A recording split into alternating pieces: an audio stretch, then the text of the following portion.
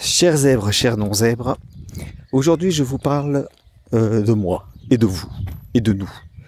Vous avez certainement remarqué que depuis quelques podcasts, je parle d'autre chose que de zèbres, que d'hypersensibles et que d'émotions, parce que c'est important pour moi de prendre la parole en tant que, on va dire zèbre, pour aller plus vite.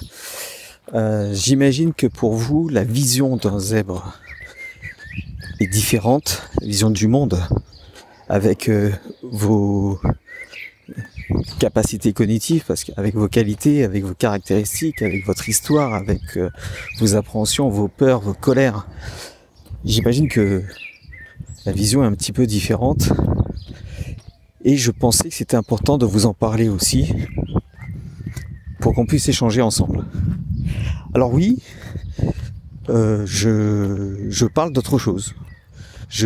Depuis quelque temps sur le podcast, je parle d'autre chose et on m'a demandé pourquoi je faisais ça. Parce que c'est important. C'est important de rester ancré dans la réalité, dans le réel. Vous savez, le réel dont on dit dans le développement personnel que le réel n'existe pas, tout est une question d'interprétation. Enfin, quand vous prenez un mur dans la tête, c'est pas juste une information donnée à votre cerveau que vous avez eu. Non, vous l'avez vraiment, vous avez la douleur, et puis après, voilà. Mais ce réel, c'est important de l'analyser aussi. Et je m'amuse à analyser ce réel parce que sinon je pleure toute la journée. Quand on voit ce qui se passe, on a de quoi pleurer, on a de quoi être en colère, on a de quoi pas comprendre.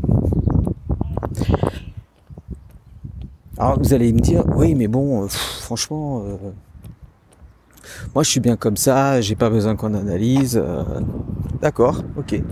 Mais je n'oblige pas à écouter non plus parce que je me suis amusé à faire des saisons.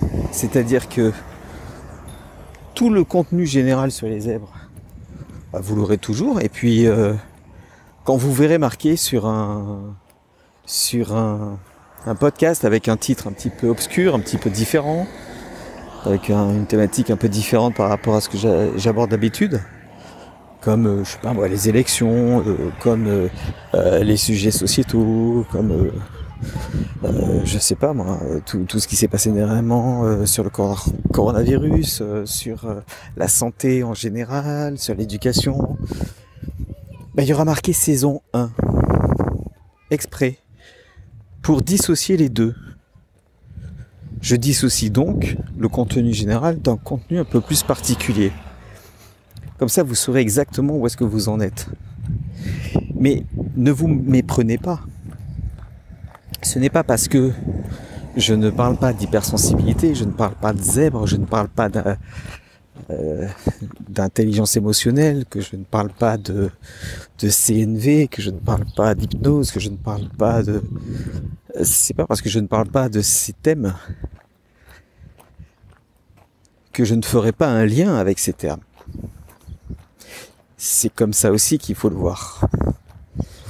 Parce que si vous écoutez bien les analyses que je peux faire, ce sont des analyses faites à travers le prisme des neurosciences. J'ai parlé du pouvoir de la peur. J'ai parlé de la sidération qu'on peut avoir face à un événement qui nous empêche de réfléchir et qui demande d'avoir un sauveur. Et le sauveur, parfois, c'est le gouvernement qui va dire « Mettez des masques, faites-vous vacciner, restez chez vous. Mettez papy et mamie dans la cuisine alors que vous mangez à table dans le salon pour éviter d'avoir des contacts. » Mais ça, c'est pas possible, ça. C'est pas possible. Vous voyez bien que le monde va mal. Vous voyez bien que c'est détraqué. Vous voyez bien qu'on se fout de vous. Et si vous ne le voyez pas, je vous invite à vous poser la question.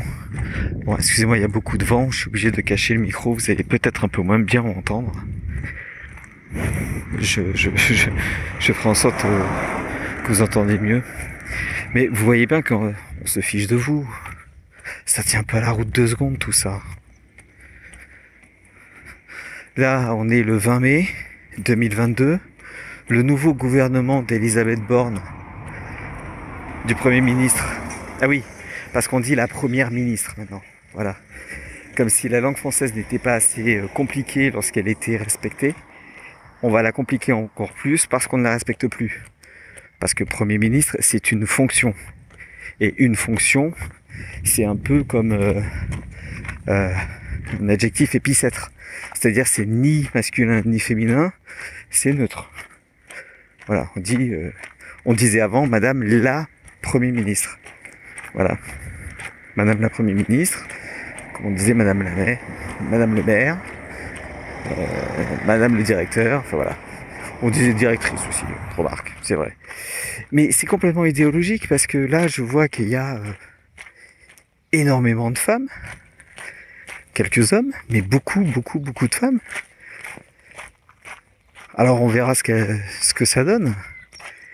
Mais là, c'est sûr que elles sont peut-être pas vraiment au pouvoir pour leurs compétences, mais parce que ce sont des femmes. Le problème de tout ça, c'est que très franchement, si j'ai séparé les deux, c'est parce que j'ai besoin de m'exprimer. J'ai des coups de gueule, j'ai des coups de cœur aussi, mais j'ai des coups de gueule. Et je veux mettre des coups de griffe des fois. Un peu comme un chat, voilà, qui donne des coups de griffe parce qu'il n'est pas content.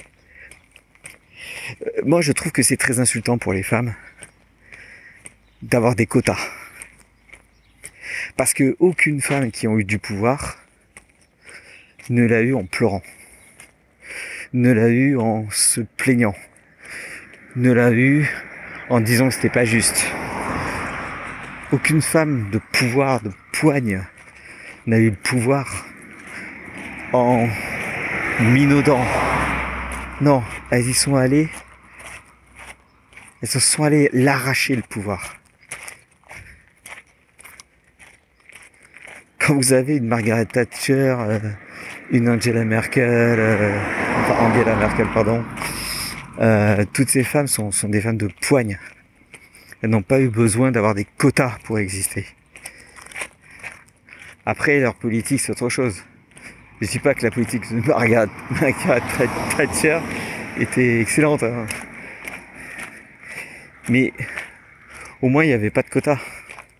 Parce que quand vous mettez des quotas, vous vous obligez à mettre des gens parce que ils font partie de la minorité du quota. La minorité que vous voulez mettre en avant. La minorité qui, selon vous, n'a pas la chance ou n'a pas les fonctions que les autres peuvent avoir. Mais si vous êtes une femme, ça vous embêterait pas qu'on vous prenne dans une société, dans un gouvernement, juste parce que vous êtes une femme et pas pour vos compétences? Moi, si j'étais une femme, je trouverais ça insultant. Je me dirais, ah ouais, en fait, ils me prennent parce que je suis une femme et pas parce que je suis compétente. Ils reconnaissent pas ma compétence. Ma compétence n'aurait pas été reconnue si j'avais pas été une femme. C'est des questions comme ça qui se posent. Peut-être que vous vous posez pas ces questions, mais moi je me les pose. Et j'ai des amis qui se les posent aussi. Alors imaginez qu'on soit nombreux à se poser ces questions, à vouloir donner des coups de griffe, à vouloir s'engager intellectuellement et expliquer pourquoi on n'est pas content, pourquoi le monde il tourne pas rond, pourquoi il y a des détraqués, pourquoi... Mais imaginez qu'on soit tous comme ça, et que tous dans notre tête, on se dise « Ouais mais bon, on n'a pas le choix. Ouais mais bon, je peux rien changer, je suis tout seul. » Parce que le problème il est là. C'est que vous pensez être seul. Mais si vous imaginiez que d'autres personnes étaient comme vous vous sentiriez peut-être un peu moins seul. Parce que la solitude, c'est lorsqu'on n'a rien à partager en commun avec quelqu'un. Vous êtes jugé tout le temps, dénigré, ostracisé, et au final, vous parlez à qui quand vous ne pouvez rien partager? À personne. Et là, vous vous sentez très seul. Mais très seul. A contrario, si vous savez qu'il y a d'autres personnes qui sont comme vous allez vous sentir peut-être un peu mieux. Et peut-être prendre des initiatives. Et peut-être vous dire, ok, je crois que j'ai rien à attendre du gouvernement. Donc, je vais créer des choses. Je vais créer un monde parallèle. Je vais chercher des alternatives.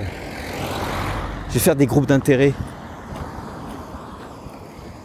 Vous êtes musicien, faites des groupes d'intérêt pour musiciens, pour savoir comment vous voulez arborer la nouvelle façon de faire de la musique, comment vous voulez en vivre, quelles sont les lois, etc. Enfin voilà.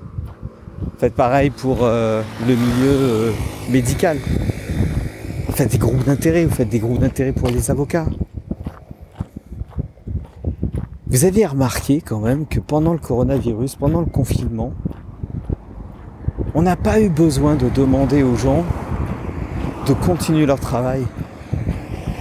Ils l'ont fait d'eux-mêmes, sans même que le gouvernement dise vous êtes obligés de le faire. Parce qu'on n'a pas besoin d'eux. On n'en a pas besoin. Ils nous freinent plutôt dans nos projets, plutôt qu'ils nous accompagnent. Et ça, c'est problématique. Moi, j'attends rien des gouvernements. Juste une chose. Qu'ils ne m'empêchent pas de faire quelque chose. Qu'ils ne m'empêchent pas de créer, de bâtir, d'imaginer au nom de je ne sais quelle idéologie. Non, vous ne pouvez pas parce que vous n'avez pas le papier machin qui a été signé par truc et qui n'a pas été contresigné par le préfet du je ne sais pas quoi. C'est, enfin, ça va quoi. C'est le laisser-passer à 38. On l'a tous vécu et on s'est tous marrés devant Astérix, les 12 travaux d'Astérix. Les Belges avaient bien compris le poids de l'administration en France. Mais si le gouvernement vous laisse tranquille, quoi, vous pouvez faire plein de trucs. Et vous avez des idées. Vous avez des envies. Et ça, je le sais. Parce que je discute avec certaines personnes. Vous avez des idées. J'ai un ami comédien qui a ouvert une plateforme qui s'appelle lespetitschats.com, lespetitschats.com. Et lui, il fait des sketchs, il fait des films. Il essaie de les vendre via la plateforme Vimeo. Parce que c'est une alternative. Vu que lui, il n'est pas dans le système idéologique qu'on met en avant, il se prend en main, il fait les choses. Peut-être que vous aussi, vous avez envie de faire des choses comme ça. Vous avez envie de créer, de bâtir, de construire, de montrer au monde tout ce que vous avez en vous, dans votre cœur, dans votre tête.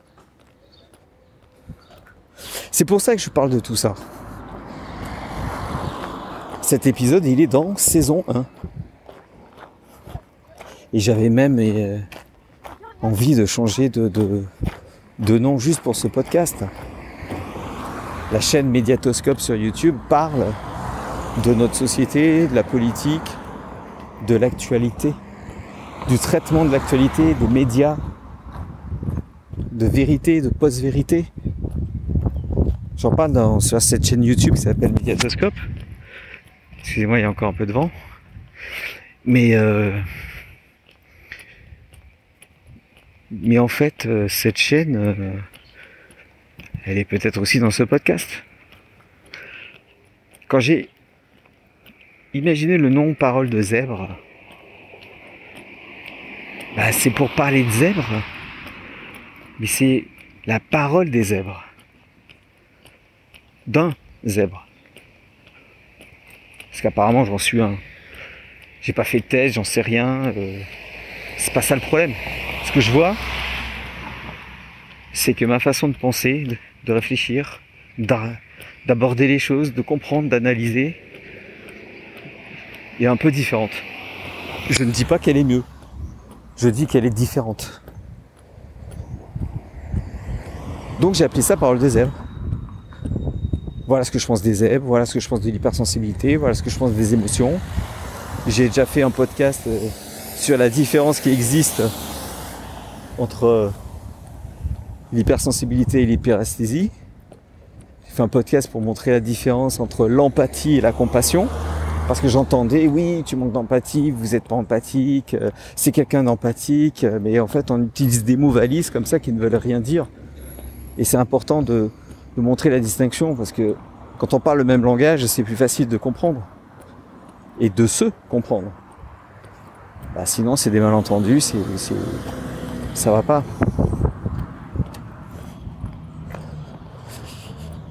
Voilà ce que je voulais vous dire aujourd'hui.